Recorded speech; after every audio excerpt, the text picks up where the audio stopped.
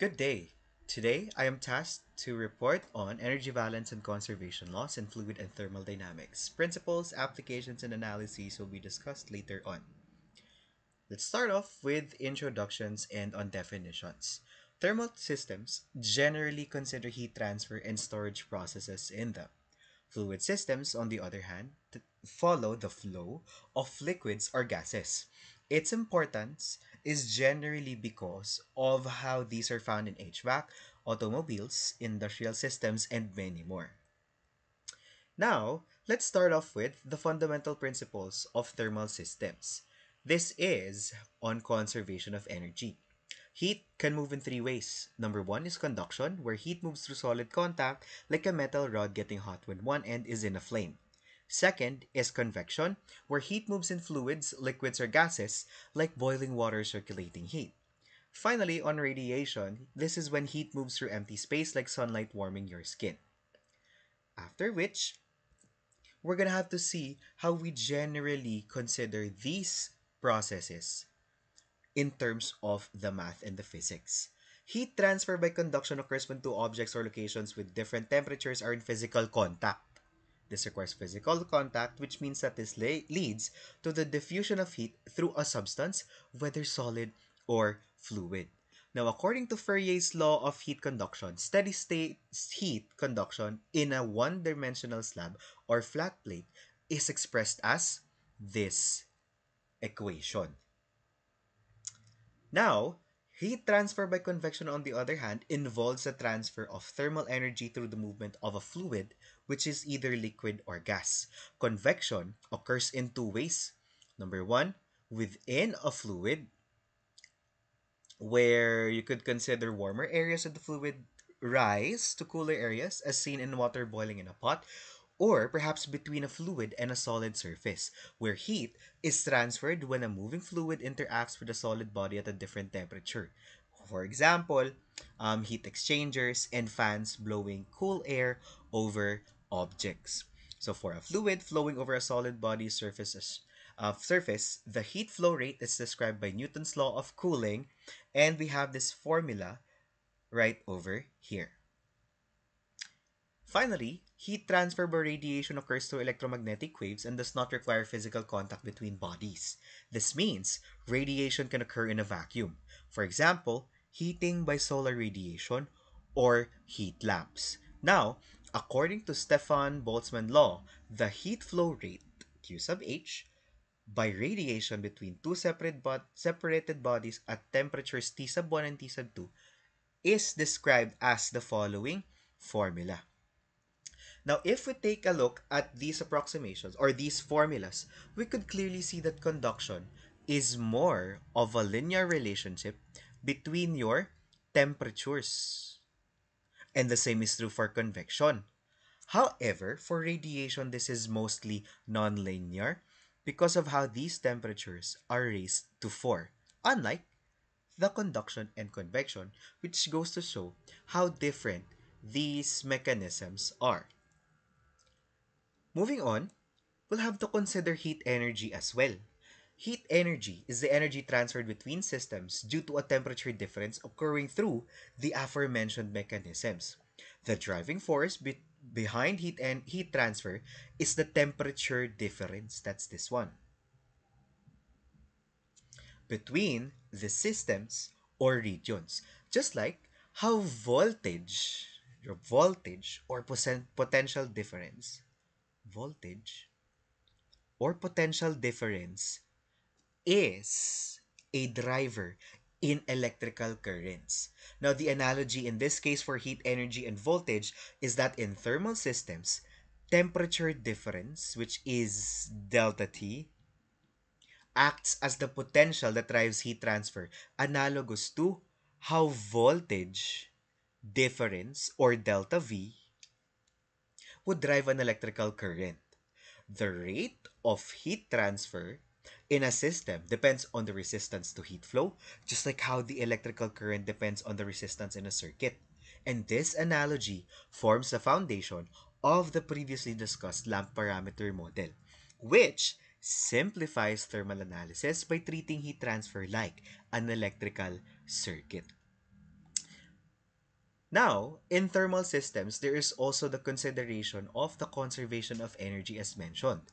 The key equation is delta U equals Q minus W. Delta U in this case is the change in internal energy, Q is the heat added to the system, while W is the work done by the system.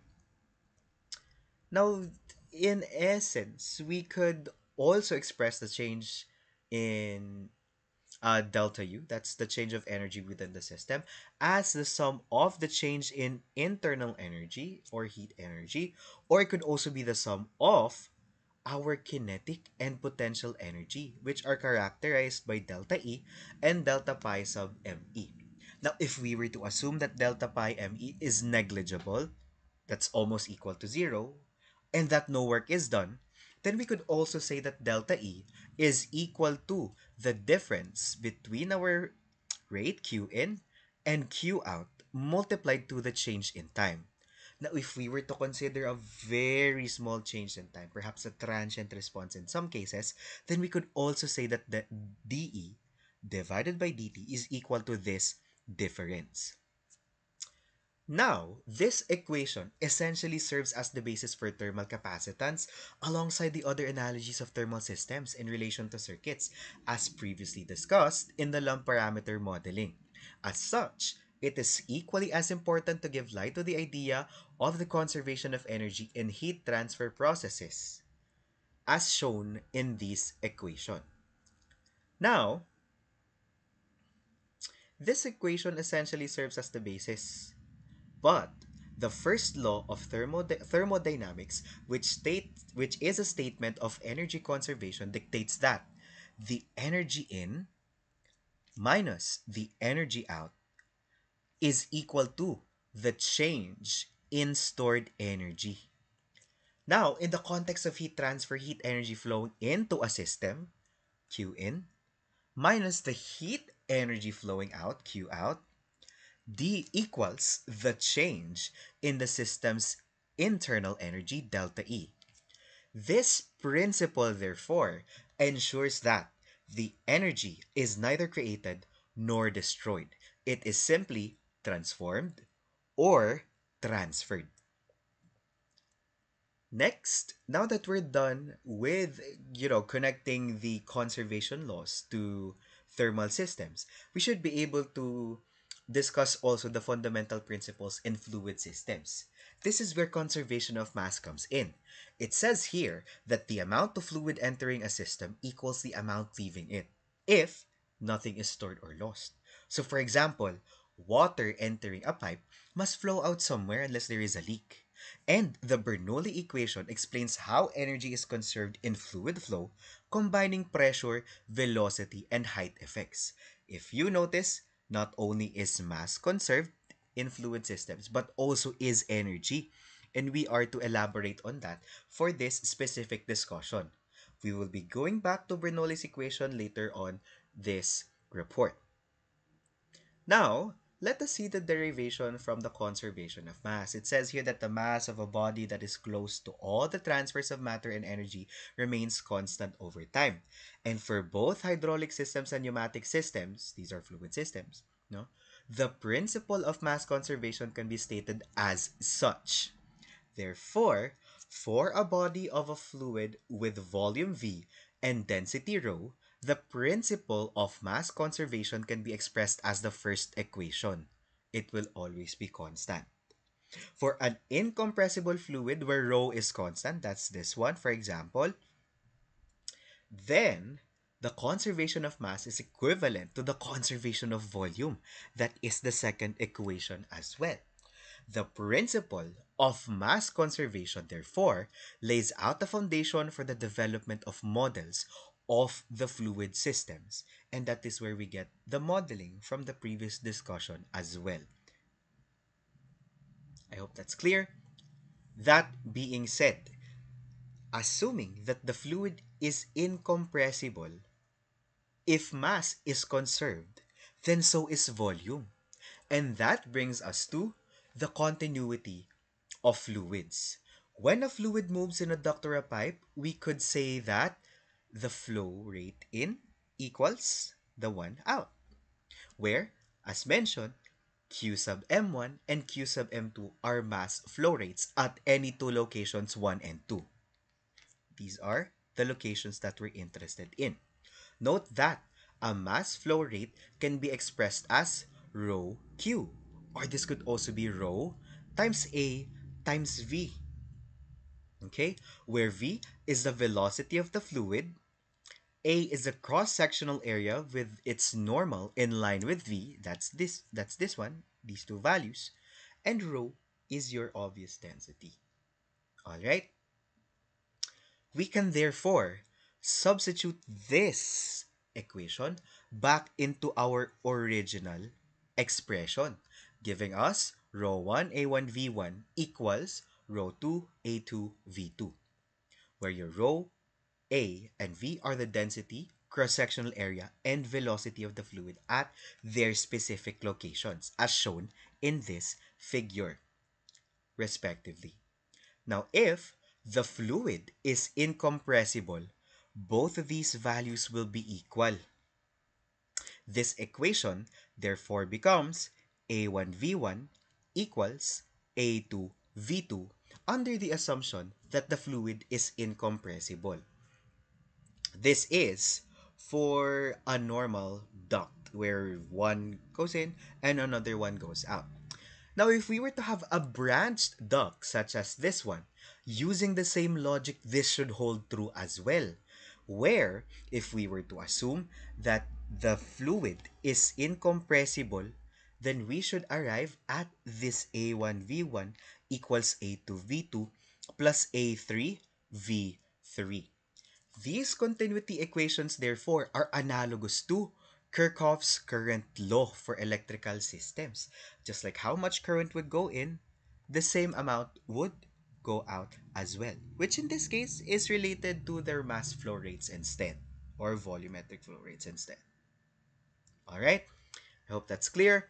Finally, well, not quite finally. Earlier, we have to go back to the Bernoulli's equation. We made mention of that earlier.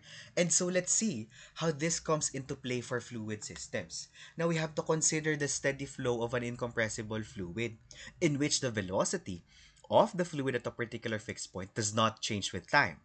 Steady flow will always be laminar flow. But laminar flow isn't always steady. This is because, the reverse may not be true because laminar flow can be unsteady at some point. Assume that for a controlled volume of the fluid, there is no energy exchange with the environment. That means heat transfer or work is negligible. And there is no energy storage or energy dissipation, such as friction. At any point on a streamline in the control volume, the following equation, known as Bernoulli's equation, will hold true. That's this one right over here, where P stands for pressure, rho is density, and V is velocity. And also we forgot about this one. H is your elevation of the point above a reference plane. So with positive H direction being opposite to the direction of the gravity. Now, the Bernoulli equation is a statement of conservation of energy. On the left-hand side, that's this one, on the left-hand side of your equation, the first term is the pressure.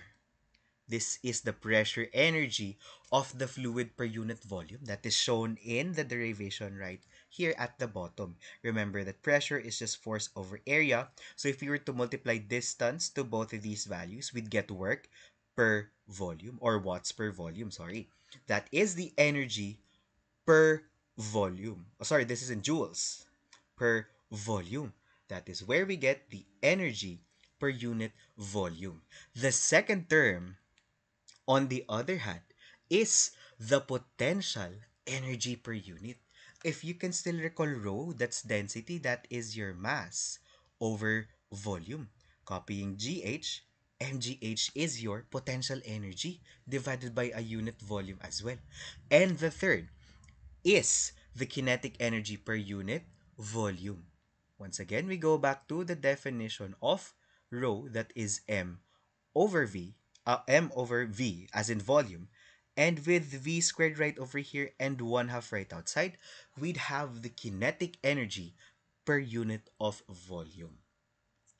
All right. Hence, by the Bernoulli equation, the total energy of the fluid, which is the sum of the pressure energy, potential energy, and kinetic energy, is conserved.